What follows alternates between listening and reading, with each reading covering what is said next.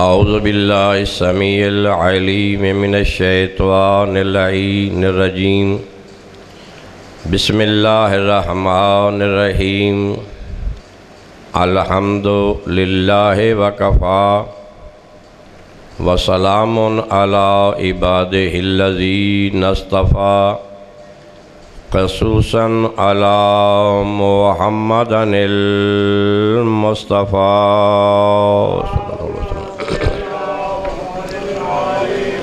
وَأَهْلِ بَيْتِهِ الطَّيِّبِينَ الطَّاهِرِينَ الشُّرَفَاءِ أَمَّا بَعْدُ فَقَدْ قَالَ اللَّهُ تَبَارَكَ وَتَعَالَى فِي كِتَابِهِ الْمَجِيدِ وَكِتَابِهِ الْحَمِيدِ وَهُوَ أَصْدَقُ الصَّادِقِينَ بسم اللہ الرحمن الرحیم ان اول بیت وضع للناس للذی ببکۃ مبارکا وہدی للعالمین۔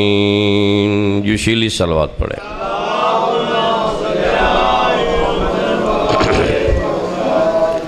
موالیان حضر کرار عزاداران امام عالی مقام، سورہ آل عمران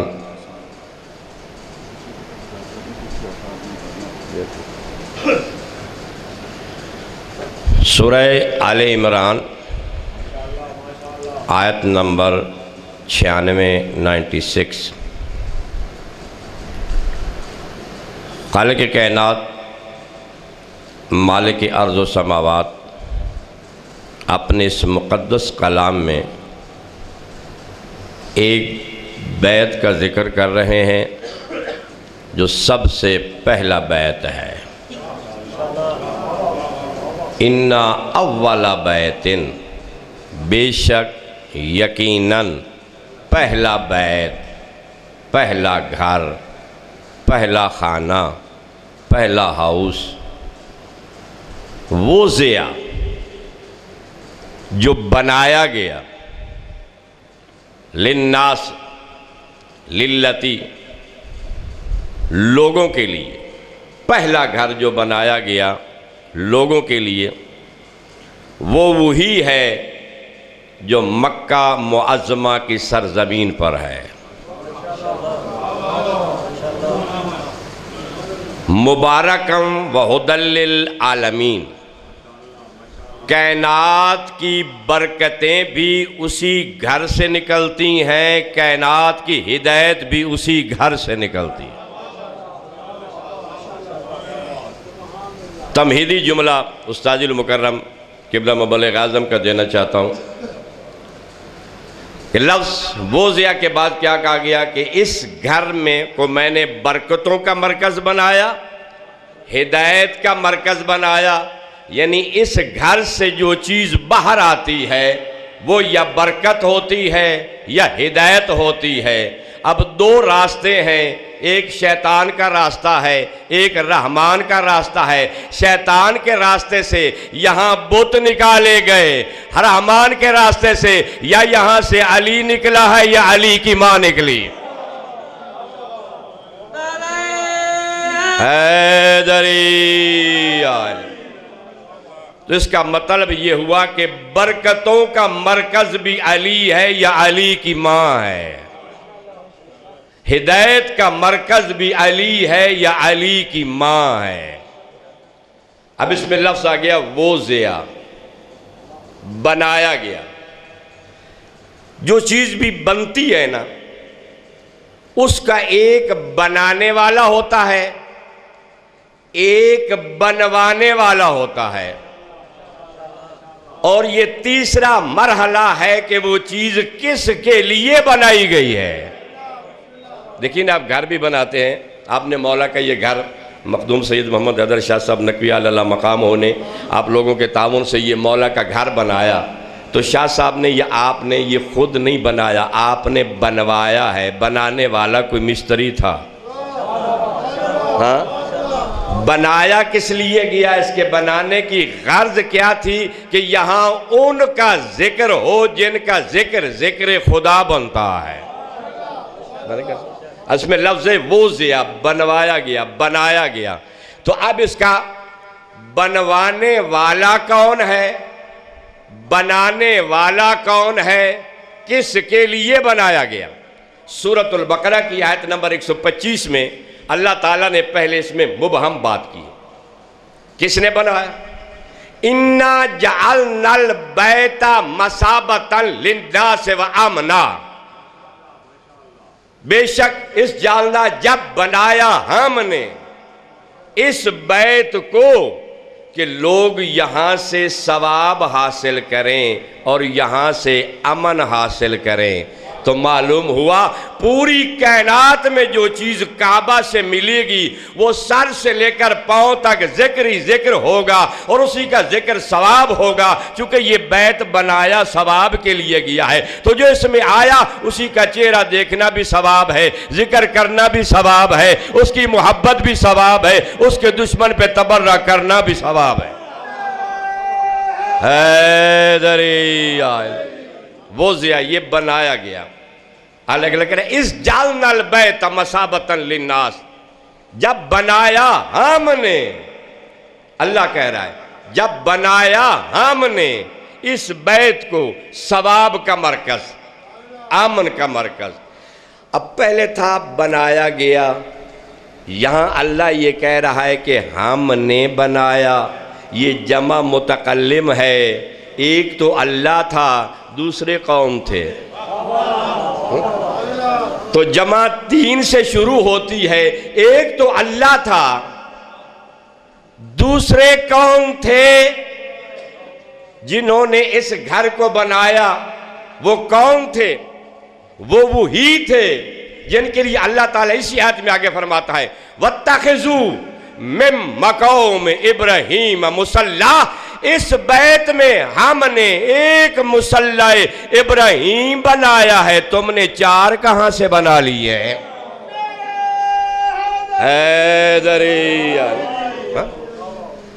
تم نے کیسے بنا لی ہے؟ اب اس سے اگلی آیت میں بنانے والے ہم ہیں، بنایا گیا، اس جعلنا ہم نے بنایا، ایک تو اللہ، دوسرے کون ہے؟ وَإِذْ يَرْفَعُ إِبْرَاهِيمُ الْقَوَاعِدَ مِنَ الْبَيْتِ وَإِسْمَاعِیل، جب یہ اسماعیل و ابراہیم علیہ السلام کعبے کی دیواروں کو بلند کر رہے تھے، تو معلوم ہوا بنانے والوں میں ایک اللہ شامل ہے، ایک موسیٰ، ایک ابراہیم خلیل اللہ شامل ہے، ایک اسماعیل ذبیح اللہ شامل ہے۔ اللہ نے اپنے جمع کے صیغے کا یہ مقام بتا دیا کہ بنوانے والا لا الہ الا اللہ ہے، بنانے والا لا الہ الا اللہ ہے، بنوانے والا بھی لا الہ الا اللہ ہے، بنانے والوں میں بھی لا الہ الا اللہ ہے، دوسروں میں ایک ابراہیم خلیل اللہ ہے، دوسرا اسماعیل ذبیح اللہ ہے، تو معلوم ہوا جہاں بھی جمع کا صیغہ آ جائے، دو کی بات اللہ کے ساتھ اور ہو جائے تو وہاں کچھ اور دو ہوتے ہیں۔ جب اس نے کہا خلقت بیدیا، میں نے آدم کو دونوں ہاتھوں سے بنوایا، تو بنانے والا تھا لا الہ الا اللہ، جنہوں نے بنایا ایک ہاتھ تھا محمد رسول اللہ، دوسرا تھا علی ولی اللہ۔ اب بات آپ کی سمجھ میں آگئی، وہ ضیاء للناس سے بنایا گیا لوگوں کے لیے، ہم نے بنایا، اور ہم میں بنانے والوں میں کون شامل ہے؟ اسماعیل شامل، ابراہیم شامل علیہ السلام، یہ دونوں شامل۔ اب یہ کس لیے بنایا گیا؟ پہلی آیت میں کہا کہ لوگوں کے لیے یہ ہدایت کا مرکز ہے، یہ برکت کا مرکز ہے، دوسری آیت میں کہا یہ ثواب کا مرکز ہے، یہ امن کا مرکز ہے، تیسری آیت میں کہا ہم نے بنایا، جیسے ایک ذاکر ہوتا ہے نا، دو سوزی ہوتے ہیں، تو اس میں اللہ ذاکر تھا، سوزی ابراہیم و اسماعیل تھے اس گھر کو بنانے میں۔ اب بنانے کے بعد اللہ کیا کہہ رہا ہے؟ اس گھر کی ذرا حیثیت کو آپ سمجھے، اس بیت کو ذرا آپ سمجھے کہ اس کی حیثیت کیا ہے۔ جب بنا لیا تو اللہ تعالیٰ نے کیا کہا؟ وَعَهِدْنَا إِلَىٰ إِبْرَاهِيمَ وَإِسْمَاعِيلَ، اس گھر کو بنانے کے بعد ہم نے ابراہیم و اسماعیل علیہ السلام سے یہ عہد و پیمان کیا تھا۔ کیا پیمان کیا تھا؟ کہ أَن طَهِّرَ بَيْتِي، کہ تم باپ بیٹا دونوں نبی بھی ہو، تم میرے اس گھر کو پاک بھی کرو گے۔ تو جو چاہتا ہوں تم میرے اس بیت کو پاک بھی کرو گے۔ سوچنے کی بات ہے، ابراہیم خلیل اللہ بھی پاک ہے، اسماعیل ذبیح اللہ بھی پاک ہے، معصوم نجس ہو نہیں سکتا، نجاست اس کے قریب آ نہیں سکتی۔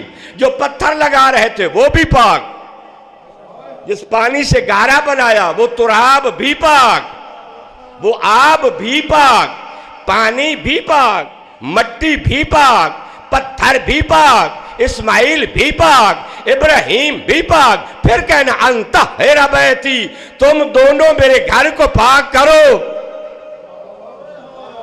تو جو چاہتا ہوں اس گھر کی طہارت کو آپ ذرا ملاحظہ فرمائیں کہ کتنی بلند ہے۔ اب تم دونوں اس گھر کو پاک بھی کرو۔ کہہ سکتے تھے دونوں باپ بیٹا، ابراہیم خلیل اللہ بھی، اسماعیل ذبیح اللہ بھی، کہہ سکتے تھے یا اللہ بنا تو ہم نے دیا، تو قادر مطلق ہے، اوپر سے بارش برسا، اس گھر کو پاک کر دے۔ کہہ دیا ہوگا کہ یا اللہ ہم تو تھک گئے ہیں، آسمان سے پانی برسا، اسے پاک کر دے۔ تو ہمیں کہہ رہا ہے، اللہ کی آواز آئی انطہر بیتی، اس بیت کو تم دونوں معصوموں نے پاک کرنا ہے۔ میں جنہیں پاک کرتا ہوں وہ بیت نہیں، وہ اہل بیت ہوتے ہیں۔ حیدری اللہ اکبر یا رسول اللہ، اللہم صلی اللہ علیہ۔ جنہیں میں پاک کرتا ہوں وہ بیت نہیں، وہ اہل بیت ہوتے ہیں۔ پاک کرو۔ اب پاک کرانے کا مقصد کیا تھا؟ انطہر بیتی للطائفین والعاکفین والرکع السجود، میرے گھر کو پاک کرو طواف کرنے والوں کے لیے، اعتکاف میں بیٹھنے والوں کے لیے، رکوع کرنے والوں کے لیے، سجدہ کرنے والوں کے لیے۔ طواف بھی عام چیز ہے، اعتکاف بھی عام چیز ہے، رکوع بھی عام چیز ہے۔ بزرگی میں لوگ رکوع میں ہی چلا کرتے ہیں، شکل و صورت سے اگر دیکھا جائے۔ سجدہ اہم بات ہے۔ تو اب جن کے لیے پاک کروایا، جس سجدہ کے لیے پاک کروایا، پوری کائنات کو میرا چیلنج ہے۔ اس کی بنیاد آدم سے چلی تھی، آدم کے زمانے میں اس کی حد بندی ہوئی تھی۔ جناب ابراہیم نے اس کی دیواروں کو بلند کیا تھا، پلاٹ لیا گیا تھا، مخصوص کیا گیا تھا۔ آدم سے لے کر خاتم تک پوری کائنات کو حیدری چیلنج ہے، یہ چیلنج کر رہا ہے۔ وہ کون سا سجدہ ہے جس کے لیے یہ بنایا گیا؟ وہ کون سا رکوع ہے جس کے لیے یہ بنایا گیا؟ سجدے کا تعلق اگر نماز سے ہے تو نماز سے پہلے طہارت ہے، وضو ہے، وضو کے بعد اذان ہے، اذان کے بعد اقامت ہے، اقامت کے بعد نماز ہے، نماز کے بعد سجدہ ہے، سجدے کے بعد تشہد ہے۔ تو جو چاہتا ہوں پوری کائنات کو میرا چیلنج ہے، وہ دکھاؤ جس نے آذان بھی دی ہو، جس نے اقامت بھی کہی ہو، جس نے سجدہ بھی کیا ہو، جس نے تشہد بھی پڑھا ہو۔ کتاب مشارق الانوار، حافظ رجب البرسی، وہ لکھتا ہے and اسرار امیر المومنین علیہ السلام انہو ولد فی بیت الحرام وخر ساجدا ورفع راسہ واذن واقام وشاہد للہ للربوبیت ولمحمد صلی اللہ علیہ وآلہ وسلم بالرسالت ولنفسی بالخلافت والولایت، کہ جس میں سجدہ ہو اس گھر کے اندر، اس جگہ پر، وہ کون ہے؟ وہ علی ابن ابی طالب ہے، جو اس گھر سے ظاہر ہوا ہے، جس نے آذان بھی کہی، جس نے اقامت بھی کہی، جس نے سجدہ بھی پڑھا۔ سجدے کے بعد جب حالت تشہد میں بیٹھا تو کیا کہہ رہا ہے؟ اشہد ان لا الہ الا اللہ وحدہ لا شریک لہ واشہد ان محمدا عبدہ ورسولہ واشہد انی ولی اللہ وخلیفۃ اللہ۔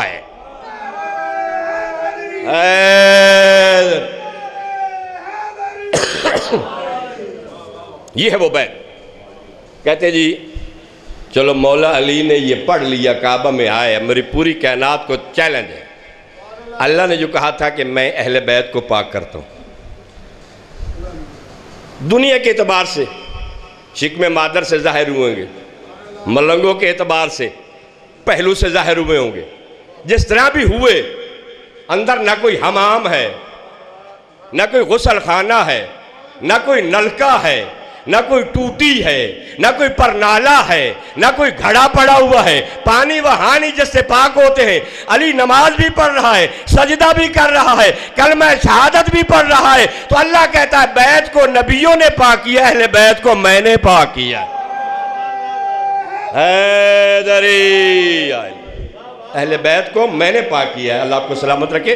اہل بیت کو میں نے پاک کیا. یہ ایسے پاک ہیں. کہتے ہیں جی یہ علی نے وہاں شہادت ثالثہ علی ولی اللہ کا ذکر تو کر لیا تھا، لیکن کہیں اللہ کا حکم بھی آیا ہے. تفسیر نور الثقلین، راوی اسبق بن نباتہ، سچا راوی مولا علی علیہ السلام. مولا علی علیہ السلام فرماتے ہیں کہ میرے دربار میں بیٹھ کر یہ ایسے ہی سچ بولتا ہے جیسے رسول کے دربار میں بیٹھ کے علی سچ بولتا ہے. یہ ہے راوی کا مقام. وہ یہ راوی کہہ رہا ہے کہ سئل عن امیر المومنین، امیر المومنین سے یہ سوال کیا گیا، ما معنی هذه الآیہ سب اسم ربک الاعلی، تم سب تسبیح کرو اپنے رب اعلیٰ کی. اس کا مطلب کیا ہے؟ سرکار ولایت فرماتے ہوا مکتوب علی قائمت العرش. اس کا معنی جہاں پر عرش قائم ہوا ہے اس سے پہلے لکھا گیا ہے، اور اس کی وجہ سے یہ عرش قائم ہوا ہے. وہ کیا ہے؟ کہ اشہدو ان لا الہ الا اللہ وحدہ لا شریک لہ واشہدو ان محمدا عبدہ ورسولہ. اللہ کہتا ہے فاشہدو بہما وان علی وصی محمد صلی اللہ علیہ وآلہ وسلم. جس تسبیح کا، جس اعلیٰ ذکر کا، جس اعلیٰ کلام کا اللہ ذکر کر رہا ہے، اس میں اللہ بھی شامل، اس میں رسول بھی شامل، اس میں مولا علی بھی شامل. فاشہدو صیغہ امر ہے کہ جہاں جہاں تم اللہ اور رسول کی بات کرو وہاں علی کی بھی کرو. تو بیت کو نبیوں نے پاک کیا، اہل بیت کو اللہ نے پاک کیا. یہ 3 دن کی غذا کہاں سے آئی جی؟ جناب مریم صلوات اللہ علیہا بچہ تو بیت المقدس میں وہ نہ جنم دے سکی، کھجوروں کے جھنڈ میں جا کر بچے عیسیٰ کو جنم دیا. چونکہ اللہ کی آواز آئی یہ عبادت خانہ ہے، زچہ خانہ نہیں ہے. معلوم ہوا اس یہاں عبادت ہو سکتی ہے تو نبی کی ماں کو نکالا گیا، امام کی ماں کو بلایا گیا. معلوم ہونا علی کا یہاں ظاہر ہونا بھی اللہ کی عبادت ہے. علی مولا کا یہاں پر ظاہر ہونا ہی اللہ تعالیٰ کی عبادت. اب اس کے بارے میں وہاں جناب زکریا کے ذمہ تھی ان کی کفالت. وہ گھر سے کھانا پانی لاتے تھے. جب پہنچتے تھے محراب میں تو جناب مریم صلوات اللہ علیہا کے پہلے اب کھانا پڑا ہوتا تھا، فروٹ بھی پڑے ہوتے تھے، کھانے پینے کی چیزیں سب پڑی ہوتی تھیں. نبی پوچھتا تھا یہ کہاں سے؟ کہا جس کا گھر ہے اس نے بھیجا ہے. ہاں جس نے بھیجا ہے. لیکن وہاں کہیں دعا کا ذکر نہیں ہے. کہتے ہیں مولا علی یا بی بی کے لیے کھانا کہاں سے آتا تھا؟ جناب ابراہیم و اسماعیل نے اس گھر کی جو مزدوریاں مانگی، اس مزدوری میں پہلی مزدوری یہ تھی، پہلی قسط یہ تھی کہ نبی نے کہا وَإِذْ قَالَ إِبْرَاهِيمُ رَبِّ اجْعَلْ هَٰذَا بَلَدًا آمَنًا. یا اللہ اس شہر کو امن کا مرکز بنا دے جس میں میں نے تیرا گھر بنایا ہے. اس بیت کو مرکز بنا دے، اس بیت کو مرکز بنا دے. وَارْزُقْ أَهْلَهُ مِنَ الثَّمَرَاتِ. جو اس کی اہل بیت ہو اس کے لیے عرش سے کھانا بھیج.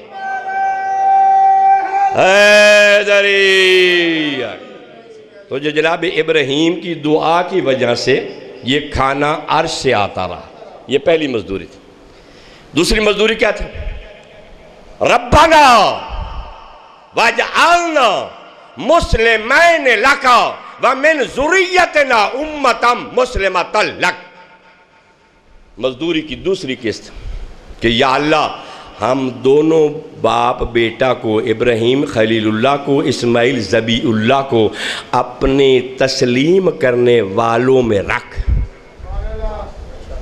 اور ہماری ذریت میں ایک مسلمان امت قیامت تک بنا۔ اب آپ اندازہ لگائیے، ایک دعا مانگی تھی جناب ابراہیم نے امامت کے لیے، وَقَالَ بِمِن ذُرِّيَّتِي، میری ذریت سے امام کرنا، تو جواب کیا ملا تھا؟ لا ینال عہد الظالمین، ظالم امام نہیں ہوگا، جب بھی ہوگا مظلوم ہوگا۔ اب زیادہ میں اس میں تفصیل میں نہیں جانا چاہتا، پڑھے لکھے لوگ تشریف فرمائیں، میں ایک باریک سا نکتہ آپ کو دینا چاہتا ہوں۔ جب ابراہیم نے دعا مانگی کہ ہماری ذریت سے ایک مسلمان امت بنا جو تیرے علاوہ کسی کو تسلیم نہ کرے، شیعہ سنی تمام مفسرین نے لکھا ہے اس دعا کا ثمر خاندان مصطفیٰ ہے، تو میرے خاندان مصطفیٰ میں ابو طالب آتا ہے، اسے کافر کیسے کہتا ہے؟ اے دری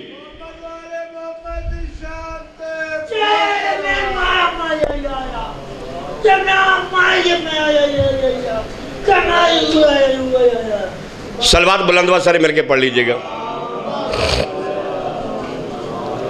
تیسری قسط اس مزدوری کی جناب ابراہیم نے کیا مانگی؟ اسی سورۃ البقرہ کی آیت نمبر 128، تیسری مزدوری کیا مانگی؟ ربنا وابعث فیہم رسولا منہم یتلو علیہم آیاتک ویعلمہم الکتاب والحکمہ ویزکیہم۔ یا اللہ یہ جو گھر تو نے مجھ سے بنوایا ہے نا، اس میں ایک رسول مبعوث فرما، اس میں ایک رسول مبعوث فرما جو تیری آیتوں کی تلاوت کرے اور تیری کتاب کی تعلیم دے۔ صلوات بلندوا سارے مل کے پڑھ لیجئے گا۔ اب دیکھتے انہیں جائیں، سنتے مجھے جائیں، چونکہ یہ ان کی نسل ہے جن کا چہرہ دیکھنا عبادت ہے، میں ان کی نسل ہوں جن سے بات سننا عبادت ہے۔ بات میری سمجھ میں آ رہی ہے؟ اللہ آپ کو سلامت رکھے جی۔ اس میں ایک رسول مبعوث فرما جو تیری آیتوں کی تلاوت کرے اور کتاب کی تعلیم دے۔ کبھی ان پڑھ بھی تعلیم دیتا ہے اور ان کو حکمت بھی سکھائے۔ وَيُزَكِّيهِمْ، ان کو پاک بھی کرے۔ اب نبی نے پاک کیسے کیا؟ اس کا مطلب یہ نہیں ہے کہ ہاتھ دھو لیے، منہ دھو لیا تو پاک ہو گیا، مٹی سے برتن صاف کر لیا تو پاک ہو گیا۔ یہ وہ طہارت نہیں، یہ وہ طہارت کہ لا یمسہ الا المطہرون، کہ اس کتاب کو مس نہیں کر سکتے مگر وہ جو صاحبان طہارت لوگ ہیں۔ اور جن کو اللہ نے پاک کیا وہ صاحبان طہارت کون ہیں؟ وہ صاحبان طہارت وہ جن کے بارے میں مولا علی علیہ السلام فرماتے ہیں، قال علی ابن ابی طالب علیہ السلام ان اللہ طہرنا وعصمنا وشہداء علی الناس وجعلنا مع القرآن وجعل القرآن معنا لا یفارقہ ولا یفارقنا۔ علی کہتے ہیں مولا علی علیہ السلام ہمارا ہی وہ خاندان ہے جسے اللہ نے پاک بنایا، جسے اللہ نے معصوم بنایا، پوری کائنات پر گواہ بنایا۔ جھوٹا بندہ گواہی نہیں دے سکتا، نجس بندہ گواہی نہیں دے سکتا، اور ہمیں سچ کے ساتھ ایسے ملایا کہ ہمیں قرآن کے ساتھ کر دیا، قرآن کو ہمارے ساتھ کر دیا۔ قیامت تک ہم نہ قرآن سے جدا ہو سکتے ہیں نہ قرآن ہم سے جدا ہو سکتے ہیں۔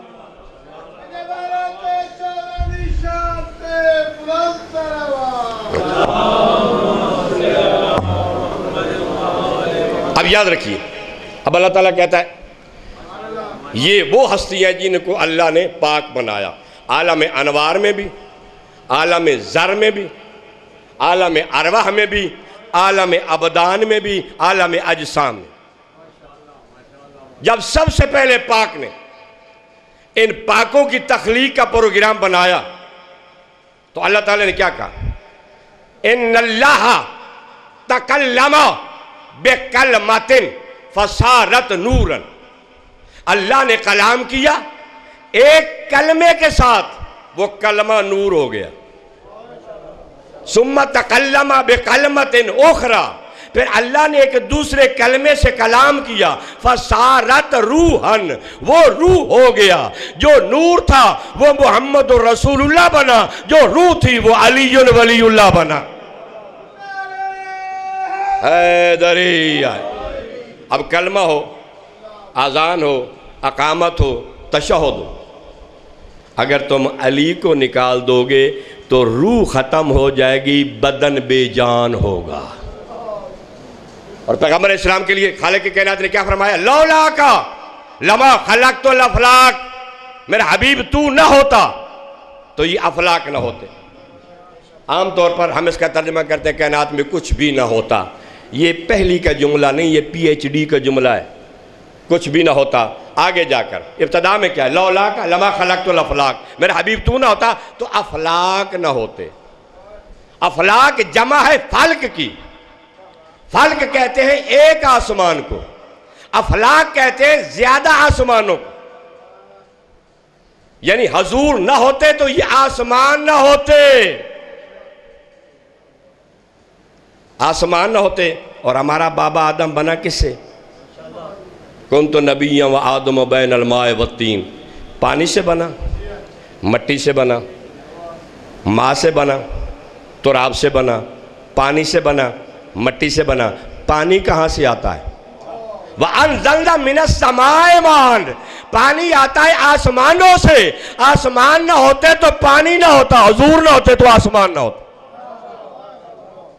اب نیچے مٹی، مٹی کو عربی میں کہتے ہیں تراب. شرح کے بغیر مختصر جملہ بول رہا ہوں. مٹی کو کہتے ہیں تراب. اور کوئی بیٹا اس وقت تک ہوتا نہیں جب تک باپ نہ ہو. میرا علی مولا ہے ابو تراب. تو علی مولا نہ ہوتے تو تراب نہ ہوتی، رسول نہ ہوتے تو آسمان نہ ہوتے، آسمان نہ ہوتا تو پانی نہ ہوتا، علی مولا نہ ہوتے تو مٹی نہ ہوتی. جب علی اور رسول کے بغیر پانی اور مٹی نہیں تو تمہارا باپ بنا پانی مٹی سے. یہ نہ ہوتے تو تمہارا باپ آدم بھی نہ ہوتا. حیدری.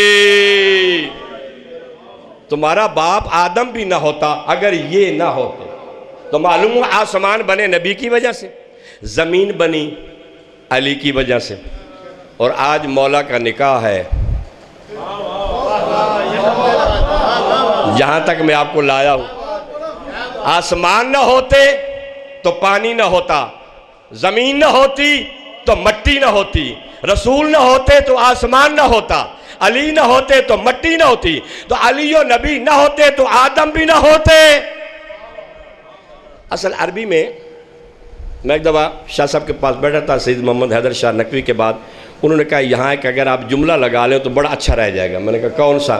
کہنے کہ یہ لولا جو ہے نا، لولا کا لما خلقتا، تو نہ ہوتا تو آسمان نہ ہوتے، علی تو نہ ہوتے تو یہ زمین نہ ہوتی. لوگوں کی تفہیم کے لیے جملہ لگا دے کہ لولا جہاں آتا ہے، جس کے لیے آتا ہے، وہ اگر نہ ہو تو پھر ہوتا کیا ہے؟ جیسے ایک صحابی نے کہا تھا لولا علیون لا ہلاک فلاں، علی نہ ہوتے تو میں ہلاک ہو جاتا، نبی نہ ہوتے تو آسمان ہلاک ہو جاتے، علی نہ ہوتے تو زمینیں ہلاک ہو جاتی. علی علی علی علی علی علی علی حیدری. اب میں آپ کو ایک عجیب منزل پر لے آیا ہوں.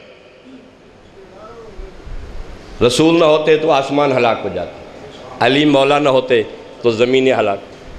تو رسول کی ملکیت ہے آسمان. لولا کا تو نہ ہوتا تو آسمان نہ ہوتے، یہ میں نے تیرے لیے بنائے. علی تو نہ ہوتا تو زمینیں نہ ہوتی، یہ میں نے تیرے لیے بنائی ہیں. تو آسمان نبی کی ملکیت، زمین علی کی ملکیت. کون کم بخت ہے جو یہ ثابت کرے کسی کی جاگیر میں وہ نہیں جا سکتا جس سے اس کی دشمنی ہو. تو زمین علی کی ہے، آسمان نبی کی ہے. نبی زمین پر آ سکتا ہے، علی آسمانوں پہ جا سکتا ہے. نہ کوئی یہاں پابندی ہے نہ کوئی وہاں پابندی ہے، وہ اس کا گھر ہے، یہ اس کا گھر ہے، وہ ادھر سے ادھر مہمان بن کے آیا، یہ ادھر سے ادھر مہمان بن کے گیا۔ دفعہ 44 تو نہیں لگی ہوئی تھی، آج کا تو دفعہ 44 کے بھی 144 ٹوٹے ہی ہو جاتے ہیں۔ اب توجہ کریے، زمین علی کی ملکیت، نکاح ہوا عرش پر، پہلا نکاح خود خدا نے پڑھا، اور طریقہ وہی ہے تمہارے پاس کہ نکاح پڑھنے والا پہلے لڑکی سے پوچھتا ہے، پھر لڑکے سے پوچھتا ہے۔ تم ایک علی کو روتے ہو، جہاں اللہ نکاح عرشوں پہ پڑھ رہا تھا کعبہ قوسین پہ، ادھر بطول بیٹھی تھی، ادھر علی بیٹھے تھے۔ پہلے لڑکی کے باپ سے پوچھا، پھر لڑکی سے پوچھا، پھر لڑکے سے پوچھا، پھر کیا کہا کہ یا علی، نکاح پڑھنے والا مولوی ہو، مفتی ہو، قاضی ہو، مجتہد ہو، عالم ہو، نبی ہو، امام ہو، فرشتہ ہو، خدا، نکاح پڑھے جانے کے بعد بھی اس وقت تک نہیں ہوتا جب تک حق مہر ادا نہ ہو۔ اور یا علی تو بتا حق مہر میں کیا دے گا؟ کہا جو میری ملکیت ہے ساری دے دوں گا، تو بتا تو منہ دکھائی میں کیا دے گا؟ کیا دے گا؟ حق مہر ادا ہوتا ہے حلال کی کمائی سے۔ تو علی مولا نے کیا کہا، یہ جو زمینیں ہیں یہ میں حق مہر میں دیتا ہوں۔ تو بطول کو یہ زمینیں مل گئیں حق مہر میں، اور پیغمبر اسلام نے یہ اعلان کر دیا، یا علی جو ان اللہ تعالی زوجک فاطمہ بنت محمد صلی اللہ علیہ وآلہ وسلم وجعل صداقها الارض فمن مشاء علیہ مبغضا مشاء لها حراما۔ اے ابو طالب کے بیٹے، تیرے ساتھ اللہ نے میری بیٹی بطول کی شادی کر کے نکاح کر کے یہ زمینیں حق مہر میں لے لی ہیں۔ میں نبی فتویٰ دے رہا ہوں، میں نبی بتا رہا ہوں، یہ زمین علی کے بعد بطول کی ملکیت ہے۔ اس زمین پر جو تم دونوں کو ناراض کر کے چلے گا، اس کا چلنا حرام ہو جائے۔ تو جس کا زمین پر چلنا حرام ہے اس کا بیٹھنا حلال ہے، جس کا بیٹھنا حرام ہے اس کا دفن ہونا حلال ہے۔ ہاں، اس کو تو تم لے نہیں سکتے۔ اب توجہ چاہتا ہوں، ولایت علی کے لوگ دشمن کیوں ہیں، اس نقطے پر میں آپ کو لے جانا چاہتا ہوں۔ حق مہر ادا کیا زمین، اور پوری مخلوق کوئی بھی ہو جب تک حق مہر ادا نہ کرو، یہ نہ کہا کرو بعد میں بخشوا، نہ، جب تک حق مہر ادا نہ ہو پڑھا پڑھایا نکاح نہیں ہوتا۔ جس طرح اللہ کی رضا کے مطابق جو نماز نہ پڑھی جائے وہ منہ پہ لگتی ہے، اسی طرح یہ نکاح بھی حق مہر کے بغیر نہیں ہوتا، اور حق مہر ادا ہوتا ہے زمین کی کمائی سے۔ آسمانوں پہ تو ابھی مریخ پہ ہم نے کمند ڈالی نہیں، وہاں سے کمائی شروع ہوئی نہیں، زمین کی کمائی سے اور حلال کی کمائی سے۔ تو پوری دنیا علی کی ولایت کی دشمن کیوں ہے؟ حق مہر ہوتا ہے زمین کی کمائی سے ادا، علی و بطول ناراض ہیں، کمائی حرام ہے، اس پہ اٹھنے والی اجناس میں کمائی حرام ہے، بننے والی ملوں میں فیکٹریوں میں تنخواہیں لینا حرام ہے۔ جب سب کچھ حرام ہے، حرام کھاؤ گے، خون حرام پیدا ہوگا، خون حرام کے قطروں سے جو بچہ پیدا ہوگا وہ حرامی ہوگا، جو حرامی ہوگا وہ علی ولی اللہ پڑھ کیسے سکتا ہے؟ علی ولی اللہ۔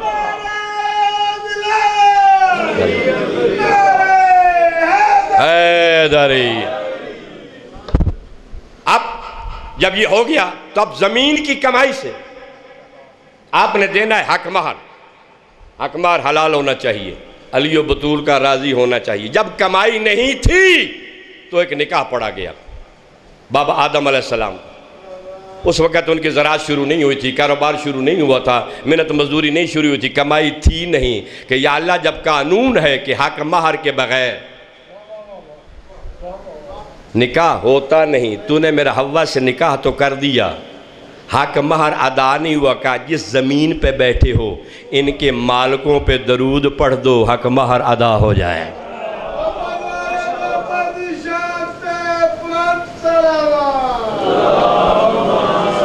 ان پر درود شریف پڑھ دو، حق مہر ادا ہو جائے گا۔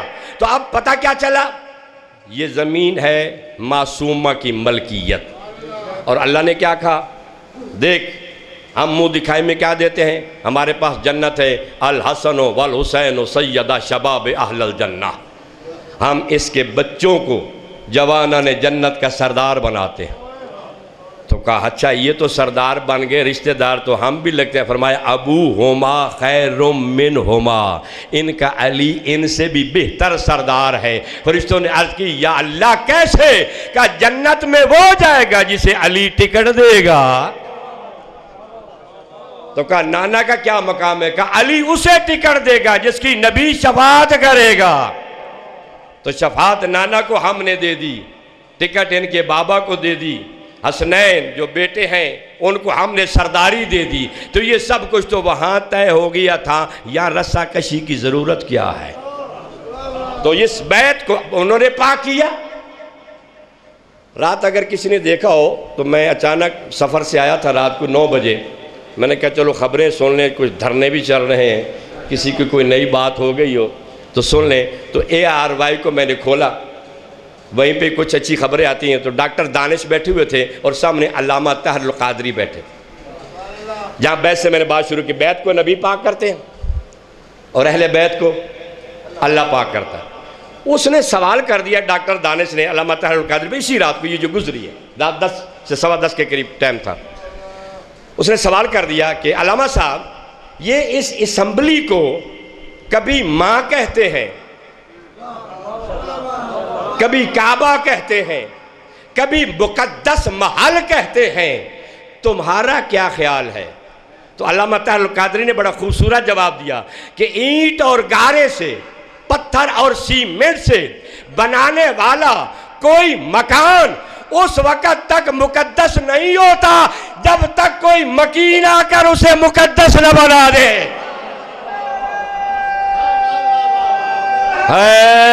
حیدریہ، اس وقت تک کوئی ہاؤس، کوئی گھر، کوئی بیت، کوئی بلڈنگ مقدس نہیں ہوتی جب تک کوئی مکین آ کر اسے مقدس نہ بنا دے۔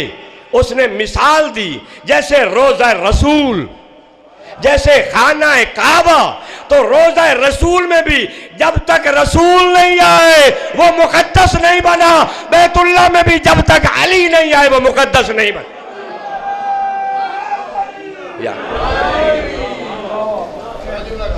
ابھی میں پیر صفدر حسین سے بات کر رہا تھا، پھر لوگ آگے میں تھوڑا اور پوچھنا چاہتا تھا۔ میں نے ایک ہی سوال پوچھا، میں نے کہا بھائی جان یہ جو دھرنے لگے ہوئے ہیں کیا بنے گا ان کا؟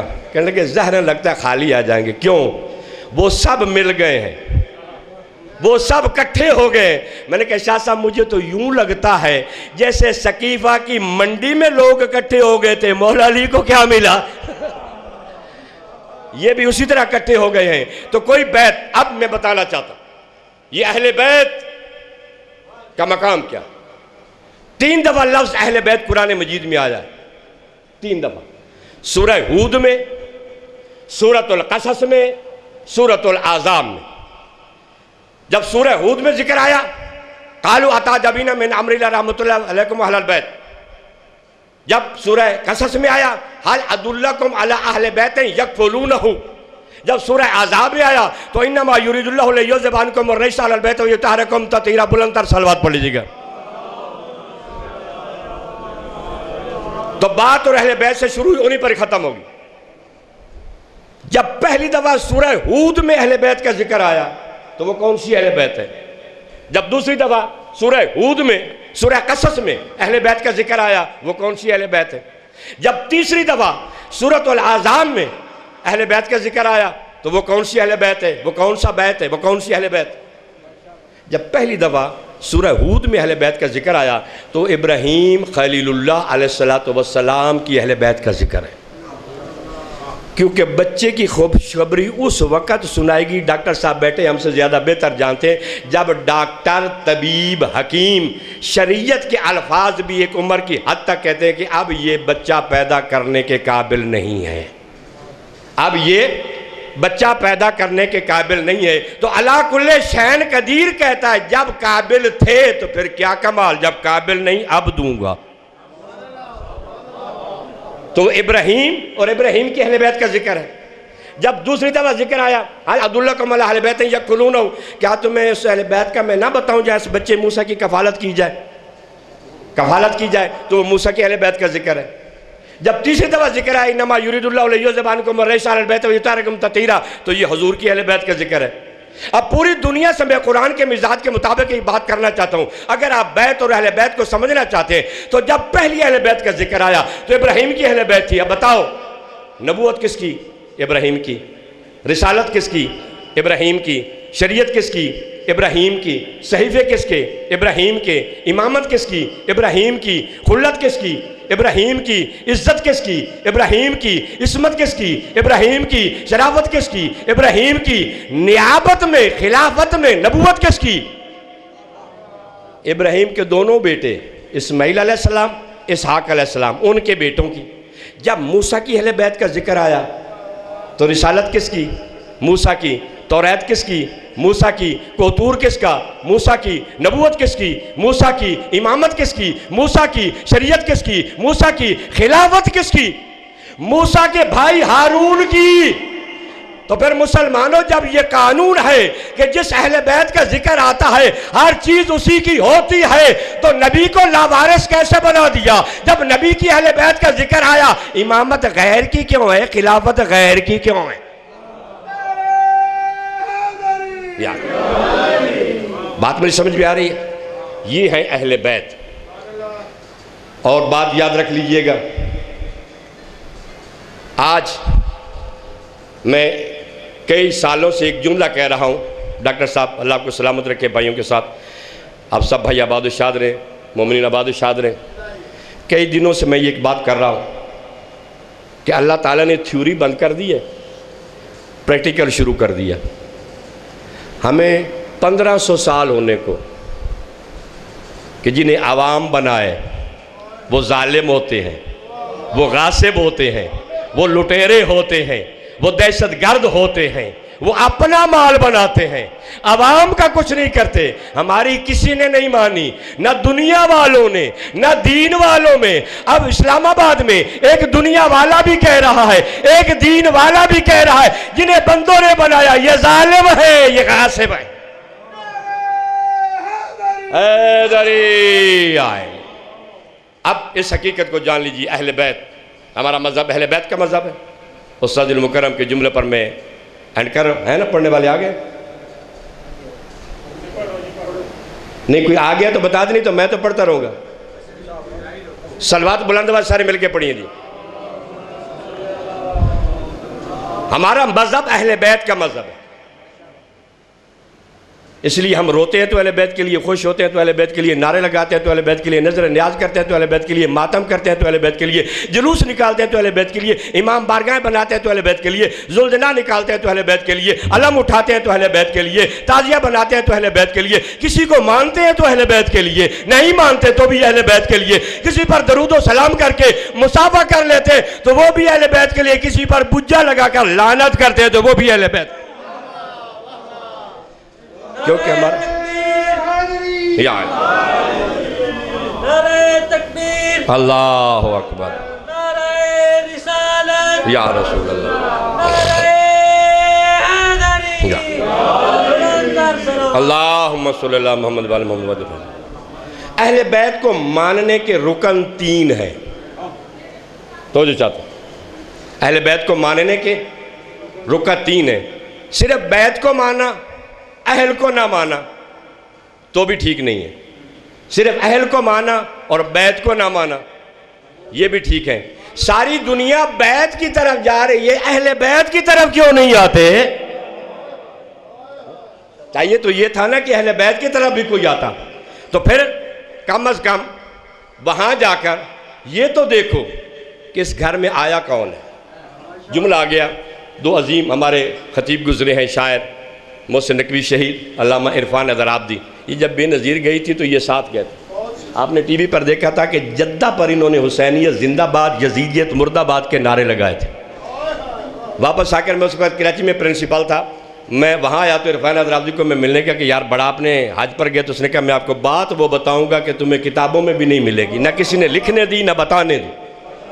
اس نے کہا وہاں پہنچے تو ہم نے بی بی سے کہا کہ ایسا ہے کہ تم ان شہزادوں سے کہو کہ میں نے ایک منت مانی ہے کہ اگر میں وزیر اعظم بن گئی تو کعبے کے اندر جو حجرہ ہے جو کبھی کھلتا نہیں، اس کا تالا کھلوا کے میں وہاں 2 رکعت نماز نافلہ شکرانے اللہ کی بارگاہ میں ادا کروں۔ اب منت حسین ہو، منت 11ویں شریف ہو، وہ تو وہ پوری نہیں کرنے دیتے، لیکن جب خدا کی منت کی بات آ جاتی ہے تو وہ جھک جاتے۔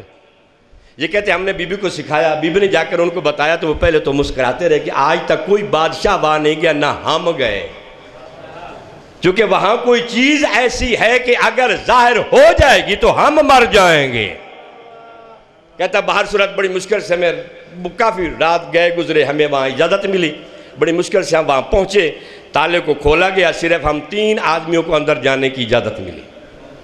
ہم جب اندر چلے گئے تو بی بی تو جا کر وہاں جھک پڑی، اس نے سجدے میں رونا شروع کر دیا، پھر بڑی دیر بعد اٹھی، اس نے 2 رکعت نماز پڑھی، محسن نقوی بھی جلدی جلدی نفل نے شروع کر دیے۔ عرفان آپ جی کہتا ہے کہ میں نے دیکھا دروازے کے ساتھ یہ بٹن جو لگے ہوئے تھے جہاں پر اندر، میں نے دیکھا کہ سینٹر میں ایک جگہ ہے فوارے کی طرح، جہاں سے شعائیں نکلتی ہیں، اس طرح شعائیں نکل رہی ہیں۔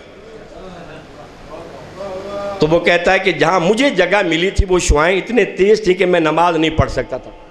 میں نے قریب ہو کر کہا کہ میں اس کا بٹن بند کرتا ہوں تاکہ یہ فانوس جو اس کی شعاع بند ہو جائے۔ میں نے ایک بٹن دبایا، دوسرا دبایا تو اس کی تھوڑی سی آواز ہے تو شرطہ اندر آ گئے۔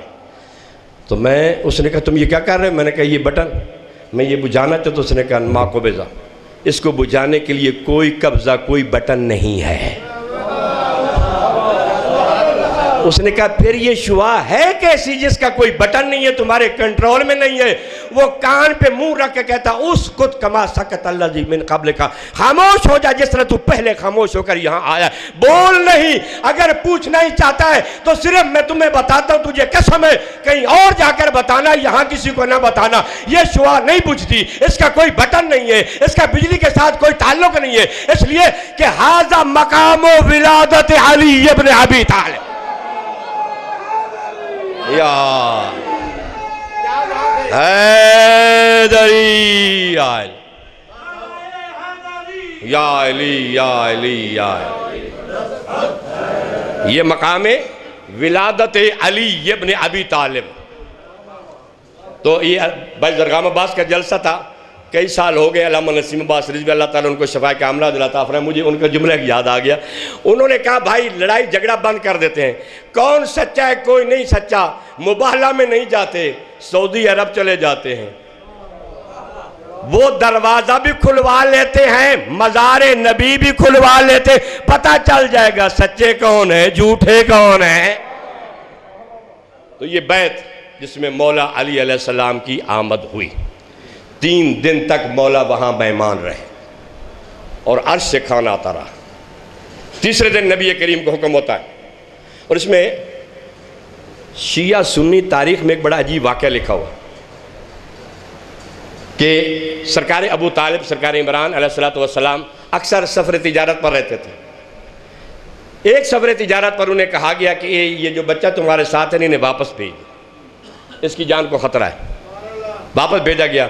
اس سے اگلے سفر ایک پر گئے تو کلیسا سے ایک راہب نکلا، اس نے ایک آواز دی، قافلے والو این عمران ابن عبد المطلب، عبد المطلب کا بیٹا عمران کہاں ہے؟ تو سرکار ابو طالب اٹھے، وہ لے گیا اپنے اس گرجے میں بٹھا کر کہتا ہے تو کتنا خوش نصیب ہے، تو کتنا خوش نصیب ہے کہ پہلے سفروں میں جب آتا رہا ہے، پہلے سفروں میں جب آتا رہا ہے تو نور ولایت تیری پیشانی میں تھا۔ توجہ چاہتا ہوں، نور ولایت تیری پیشانی میں تھا، آج غیب نظر آیا ہے مجھے، جلدی چاہ کعبے میں نبی کا وصی تیرا بیٹا علی آیا ہے۔ حیدری آئے سرکار عمران کہتے ہیں میں حیران ہو گیا کہ میرے گھر میں تو کوئی ایسے آثار ہی نہیں تھے، لیکن اس رہب کی پہلی بات بھی صحیح تھی، یہ بات بھی صحیح ہوگی۔ کہتے ہیں جب میں واپس آیا تو وہ دن تھا جس دن نبی کہہ رہے تھے علی کا باپ بھی آ جائے تو ہم کعبہ میں علی کو لینے چلتے ہیں۔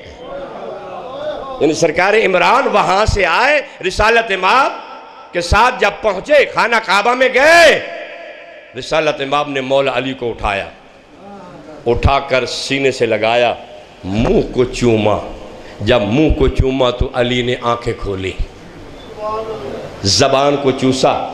سرکار نے دیکھا کہ یہ میری چچی بڑے شان ہے، چچی آپ کو پتہ نہیں یہ کون آیا ہے؟ سید الاولیاء والاوصیاء آیا ہے، یہ ولیوں اور وصیوں کا سردار آیا ہے۔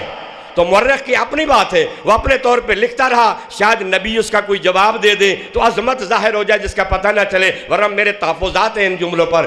تو چچی کو جب پریشان دیکھا تو کہا کیوں پریشان ہے؟ کہ یہ بچہ بچنے کا نہیں ہے۔ کہا کیوں؟ کہ بچے کے بچنے کی 3 صورتیں ہوتی ہیں، ڈاکٹر صاحب بیٹھے، وہ پیدا ہوتے ہی آنکھیں کھولتا ہے، روتا ہے، پھر غذا لیتا ہے۔ علی زندگی کے 3 آثاروں کے منکر ہیں، نہ یہ آنکھ کھولتے ہیں، نہ روتے ہیں، نہ کچھ کھاتے پیتے ہیں۔ نبی کریم نے کہا یا علی تو نے ماں کو پریشان کیا؟ کہا میں مظہر العجائب ہوں، بات گھر سے شروع کروں گا، ابھی میں پوری دنیا کو حیران کر کے رکھ دوں گا۔ آپ نے کہا میں نے آنکھیں نہیں کھولی، کعبہ کے ارد گرد ادھر پڑے تھے بت، اگر میں آنکھیں کھول کر ان کو دیکھ لیتا تو میرے ملنگوں کی ملان لوگ کھال اتار کر کھا جاتے کہ تمہارے علی کی بھی پہلی نظر تو بتوں پر پڑی تھی۔ میں نے اس لیے آنکھوں کو بند رکھا کہ میری پہلی نظر پڑے تو سید الانبیاء کے چہرے پر پڑے۔ رہ گیا کھانے پینے کا مسئلہ، تو یا رسول اللہ میں آپ کی رسالت کا گواہ بن کر آیا ہوں، گواہ کا خرچہ مدعی کے ذمہ ہوتا ہے۔ نبی نے فوراً زبان دے دی کہ اگر یہ ہے تو ہم تجھے غذا دیتے ہیں۔ کہا تو رویا کیوں نہیں؟ کہا یا بتائیے یہ کعبہ کی اندرلی یہ زمین، یہ حجرہ ایک غار کی شکل اختیار کر گیا تھا، یا میری ماں تھی یا میں تھا، میں روتا رہتا، اسے تکلیف ہوتی۔ یہ کوئی شرافت کی بات ہے جب ساتھی ہی دو ہوں، ایک روتا رہے دوسرے کو پریشان کرتا رہے؟ حیدری۔ اب اس میں عجیب و غریب باتیں لکھی ہوئی ہیں، اللہ آپ کو سلامت رکھے۔ ہمارے ذاکرین جب ممبر پر مولا علی کی یہ فضیلت پڑھتے ہیں نا تو کچھ لوگ کہتے ہیں نہیں، بار والے نہیں، اپنے بھی کہتے ہیں، یہ ویسپا سٹپنی والے بھی کہتے ہیں، ویپر والے بھی کہتے ہیں کہ مولا علی علیہ السلام جب باہر نکلے تو یہ ابو جہل سرما لے کر آ گیا اور آ کر کہنے لگا کہ بڑے گھر کا بچہ پیدا ہوا ہے، سرما پہناؤں گا۔ وہ سرما بناتا تھا بتوں کی پاؤں کی خاک سے۔ اب جب ادھر آیا تو مولا نے کہا کہ آج آ جا تیرا اور اس کا فیصلہ ہو جائے، ایک نیام میں 2 تلواریں نہیں رہ سکتی، آ جا۔ ادھر اس نے آگے ہاتھ کیا سرمے والا، ادھر سے علی نے الٹا ہاتھ اٹھایا، ایسا تھپڑ مارا کہ منہ الٹا ہو گیا، چلتا مشرق کو ہے دیکھتا مغرب کو ہے۔ حیدری۔ اب یہ مولا علی علیہ السلام کی بچپن کی ایک فضیلت ہے، لیکن ہمارے اپنے اور بیگانے اس پر ایک اعتراض کرتے ہیں کہ یہ مولا علی عادل خدا کے عادل امام، ابو جہل نے جرم کیا نہیں، جرم سے پہلی سزا کیسی؟ توجہ چاہتا ہوں، جرم سے پہلے سزا کیسی؟ یعنی اپنے چچا ابو جہل کو بچانا چاہتے ہیں، یہ ان کی خواہش ہے۔ لیکن میرے استاد قبلہ مبلغ اعظم مولانا محمد اسماعیل صاحب علیہ مقام نے ہم نے ابتدائی کورس میں یہ بات پڑھا دی تھی کہ یہ اعتراض ہوگا کہ بغیر جرم کے اس نے سرما ڈالا نہیں، علی نے سزا کیوں دی؟ تو انہوں نے کہا اس کا جواب یہ ہے کہ اللہ علی کل شیء قدیر، عدل کا بھی خالق۔ جرم سے پہلے سزا دینا اگر جرم ہے تو ابرا کا لشکر ابھی کعبے میں آیا نہیں،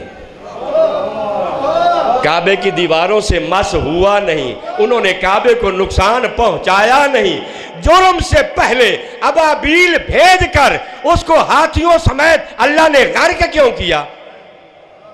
اس کے جواب میں ملا کہتے ہیں یہ اس لیے کہ اللہ علم توحید سے جانتا تھا کہ اگر میں نے نہ روکا تو یہ میرے بیت کو اجاڑ دے گا، جب بیت اجڑ جائے گا تو اہل بیت کیسے سمجھ میں آئیں گے؟ لہذا تو میں کہا کرتا ہوں تو پھر یاد رکھ لو، اگر علم توحید سے اللہ نے جان لیا تھا کہ یہ جرم کر لے گا، اسے سزا ملنی چاہیے، تو علی نے علم ولایت سے جان لیا تھا کہ اگر میں نے اسے تھپڑ نہ مارا تو یہ نجاست میری آنکھوں میں ڈال دے گا، میں تو وَيُطَهِّرُكُمْ تَطْهِيرًا کا مصداق ہوں۔ اللہ اکبر، یا رسول اللہ،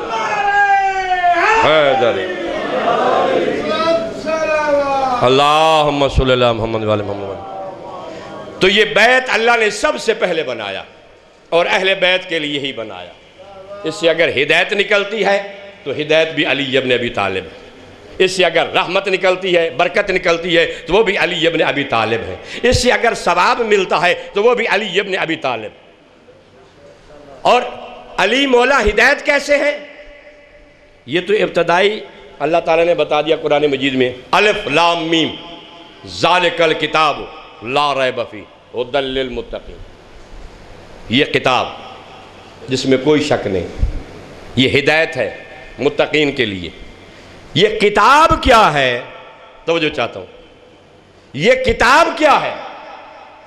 تفسیر کم میں لکھا ہے کہ وہ کتاب جس میں کوئی شک نہیں، جس سے ہدایت نکلتی ہے متقین کے لیے، وہ علی ابن ابی طالب، وہ کتاب علی ابن ابی طالب ہے۔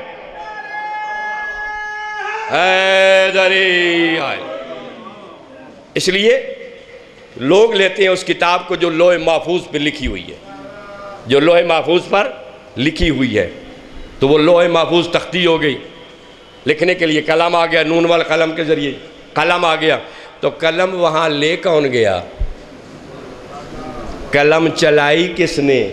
اگر کوئی کہے کہ قلم چلنے کا مسئلہ میری سمجھ میں نہیں آتا، قلم چلتی ہے تو اس کا کسی نے گواہی نہیں دی، تو بخاری شریف کتاب الصلاۃ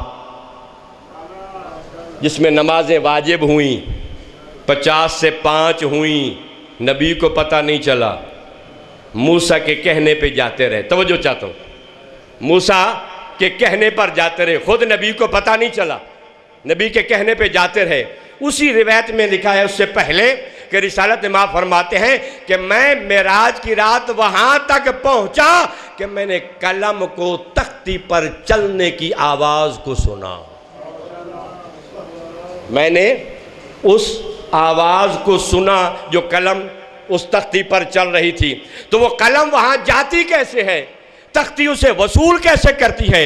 تو البرہان میں مولا علی علیہ السلام کا دعویٰ موجود ہے کہ آنا مال قلم قبل القلم وانا مال لوح قبل اللوح، میں قلم سے پہلے تھا، میں تختی سے پہلے تھا، قلم کو اٹھا کر تختی تک لے جانے والا بھی میں علی ہوں، تختی میں مادہ کیچنگ پیدا کر میں نقش ابھارنے والا بھی میں علی ابن ابی طالب۔ بس آخری بات، اللہ آپ کو سلامت رکھے۔ مسلمانوں کے نزدیک نماز واجب ہوئی شب معراج اور 50 ہوئی۔ موسیٰ نے کہا میں جانتا ہوں تیری امت کو، جو لوگ کہتے ہیں نبی مر گئے، یہ موسیٰ بولا کیسے؟ وہ تو مر گیا تھا، دفن ہو گیا تھا، وہ بولا کیسے؟ ایک دفعہ بھیجا، دوسری دفعہ بھیجا، تیسری دفعہ بھیجا، جب آخری 5 رہ گئی کہا پھر چلے جاؤ۔ نبی نے کہا اب مجھے حیا آتی ہے۔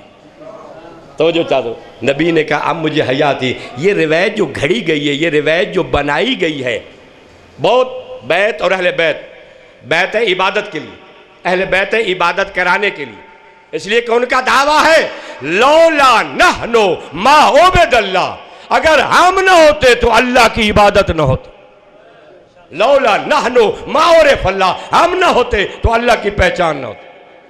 یہ ان کا نظریہ۔ نبی جاتے رہے آتے رہے، جاتے رہے آتے رہے، اس کا مطلب ہے موسیٰ پڑھاتا رہا، ہمیں جو لوگ کہتے ہیں علی کو نبی سے بڑھاتے ہیں، تم نے موسیٰ کو بڑھا دیا، وہ غلاموں میں ہے، علی کا آقا مصطفیٰ سرداروں میں ہے۔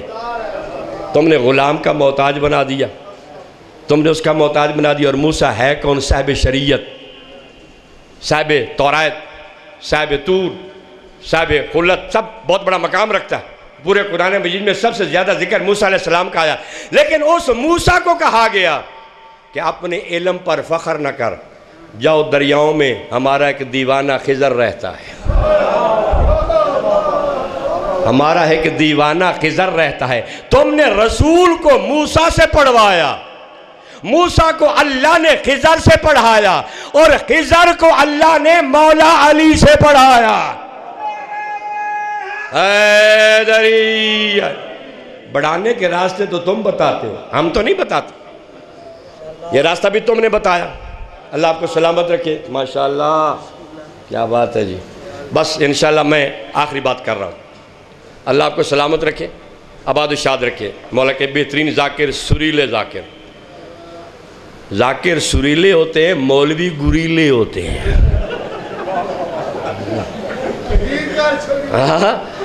اللہ ان کو سلامت رکھے، آباد و شاد رکھے۔ یہ مولا کے ذکر کی زینت ہے۔ قرآن میں جب بھی آیا ہے ذکر، ذاکر کا ذکر آیا، ملا کا ذکر آیا ہی نہیں ہے۔ اس لیے ہمیں یہ پیارے لگتے ہیں۔ ہم نے نصرت و ذاکرین کتاب لکھ دی تھی ان کی حمایت میں۔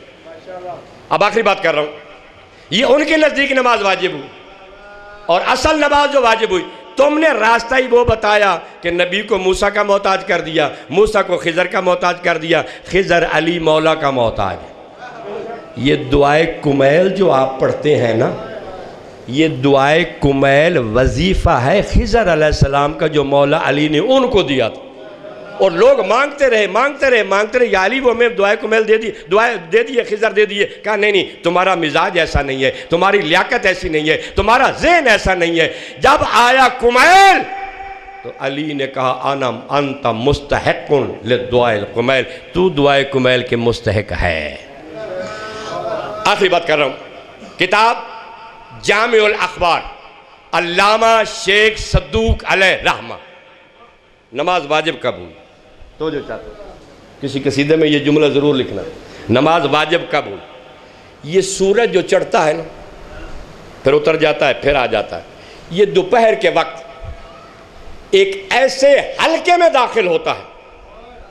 یہ درود شریف کب سے شروع ہوا؟ درود شریف کب سے شروع ہوا؟ پھر اس کے بعد نماز۔